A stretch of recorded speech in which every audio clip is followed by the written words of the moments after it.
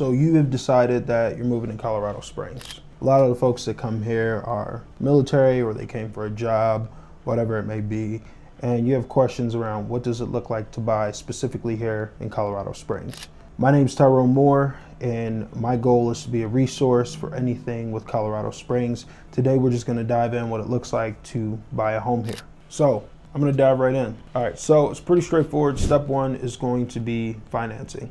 Now, in step one, what we're going to do is make sure you're okay with whatever that monthly payment looks like. If you are going the route of getting a loan, obviously if you're going cash, it's going to be cash.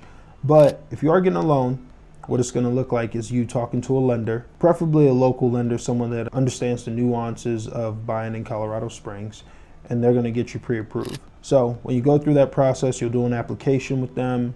They'll get you a number back saying, hey, you're pre-approved for X amount. For the sake of round numbers, let's say 500,000. Once you're at 500,000, what you want to do is you want to figure out exactly what your monthly payment is going to be so you're comfortable in that range. A good rule of thumb, and you can check a lot of resources online for this, but a good rule of thumb is going to be the 28% rule. I like to round up just for the sake of round numbers and say 30%. So if you pull down $10,000 a month, then it means you want your household expenses to be right at $3,000 a month. So that's all in on your mortgage, and then obviously you want to throw in utilities and other things like that as well. So you know exactly $3,000 is going to come out every month. And like I said, this is a good rule of thumb, but it's not the rule for everyone. Everyone's situation is going to be a little bit different. But it's a pretty good, safe way to look at it as far as your budget and figuring out where you feel really comfortable at monthly payment wise. So second part of this with step one is figuring out that monthly payment. And then when you talk to a lender, they're going to have the conversation with, are you using a down payment? Is it going to be zero down? Is there a first time home buyers program that you can apply for? An extension of step one is going to be the cost associated with buying a home.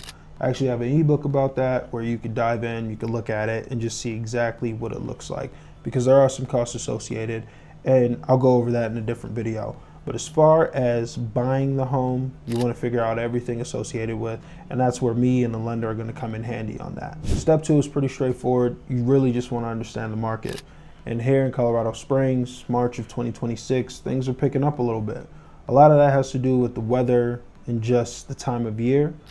We usually have a lot of people that are PCSing, military coming here as well as leaving. So that does put a lot more homes in inventory in the market, so that buyers have a lot more options when they're coming here.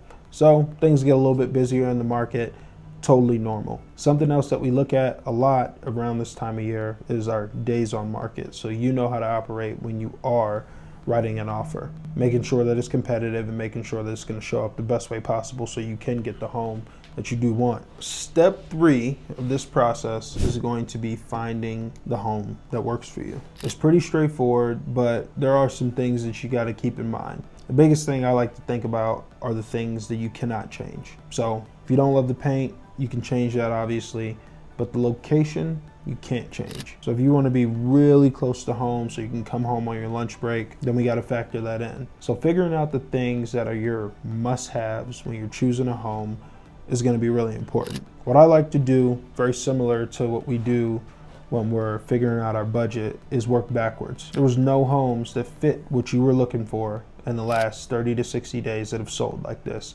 in your price range.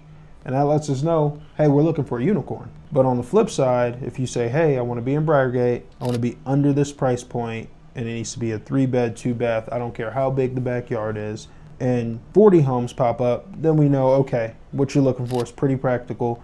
We can find it. It's just about finding the right one. Step four is my favorite step. It's pretty straightforward, but it is commitment. So what happens is you've gotten pre-approved, you understand the market you're in, you found the home that you think is going to work great for you and your family, and now we're going to write an offer. So it's pretty straightforward. You would work with a real estate professional like myself. We'd put together an offer that makes sense after looking at the data and making sure you're getting the best deal possible. When we do that, there's going to be a small congratulatory period where we're excited that you got the offer accepted. And then from there, we're under contract. Being under contract is pretty straightforward. It just means that you're saying yes and the seller is saying yes as well. And then through that, we're going to work with the lender and work with a few other parties to make sure that you can get across the closing line successfully.